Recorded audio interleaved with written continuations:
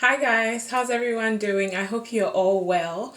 Today I decided to talk about the myths around social work. In my previous videos discussing like the pros and cons of social work and all that, I've had people ask me certain questions around social work, and I know that when people want to become social workers, they tend to tell other people about it. It could be like just a family member or a friend or something like that who may not necessarily have any expertise around social work or know much about social work. So basically, they would tell them what they've heard about social workers and what they've read on the news or whatever about social work. And I think it can be quite confusing for people that don't know much about social work.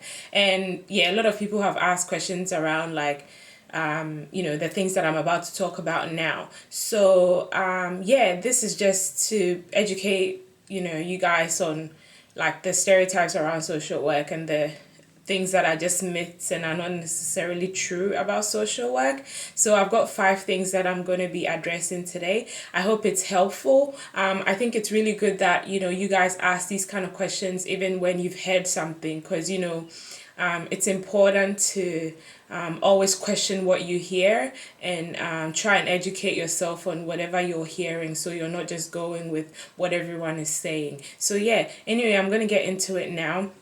The first one is social workers tend to work with people who are on welfare.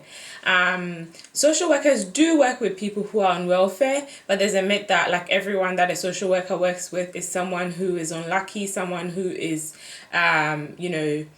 poor, someone who's disadvantaged, someone who is. And don't get me wrong, social workers do work with these people, but social workers work all over. So it doesn't matter what your socio-economic background is. It doesn't matter whether you're the president, whether you're a rich man, whether you're a poor man. It doesn't matter where you are, because social workers are all in different fields around, the society. We tend to work with everybody. There are social workers in hospitals, and I'm sure there are sick people in hospital who are not necessarily of poor socioeconomic backgrounds and things like that. So social workers are all over the place. I do have a video talking about the fields in social work, which are in my description box. So I'll link it in my description box so you guys can have a look at it if you're interested. So I'm not going to go into the fields and stuff like that, because there's so many fields that social workers are in. They're basically in almost every field you can think of. So we tend to work with all different kinds of people. We don't only work with people who receive the dole or people who are on the welfare system. My next point is a lot of people think social workers only take away people's children. Again, that's not true. There's so many fields that social workers are involved in. So not every social worker takes people's kids away from them. And also, a lot of people think that the people that take people's kids away from them, they just do it just for the sake of doing it. From what I've never worked in this field, but from what I know, social workers will work with families to ensure that the child is getting the best upbringing possible. So, their physical needs are being met, their emotional needs are being met, their mental needs are being met. Every part of, them is, every need that they have is being met. So they don't just go and take people's kids away from them. Usually it's in really extreme circumstances that people's children will be taken away from them, and there's very limited resources available for the kids that are taken away from home anyway. So they don't just go and pick people out of their parents' home and all that. So yeah, social workers are everywhere. They don't only work in taking people's children away from them. This is another one that I've heard. Social workers work all the time. We don't get holiday and we don't get days off, and we work extreme number of hours and things like that. I haven't experienced it. I don't think that is true. We do get depending on where you're working, you do get work benefits like every other worker. Usually if you're doing like some kind of support work or something like that, that's the one that I know you do shift work, and sometimes you do sleepovers, and sometimes you might work on a holiday or something like that. But as a social work as a profession, usually it's Monday to Friday, 9 to 5, just like everybody else. So that isn't something that I've ever come across since I've become a social worker. As a support worker, I did come across that there was the option of working on holidays and getting like a time and a half or double, per hour for that day, or doing sleepover shifts and things like that. But it was never, it's never been an experience of mine since I've become a social worker. It's always been 9 to 5, Monday to Friday. My next point is introverts cannot be social workers. That's not true. I actually have a video talking about this, and that's antisocial social worker. I'll put that link in the description box as well if you guys want to check it out.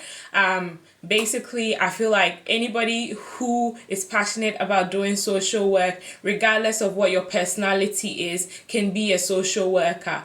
The most important quality you need to have as a social worker is to be able to be assertive, and I feel like assertiveness can be learned over a period of time. You can build on it and become a better speaker, a better person at holding your ground, and being able to put your point across without being rude and all that. You can learn how to do that. It's a gradual process. So whether you're an extrovert, an introvert, whether you're outgoing, whether you're loud, whether you're quiet, whether you're shy, so long as you're passionate about becoming a social worker, I don't think your personality is going to be able to stop you from becoming a social worker.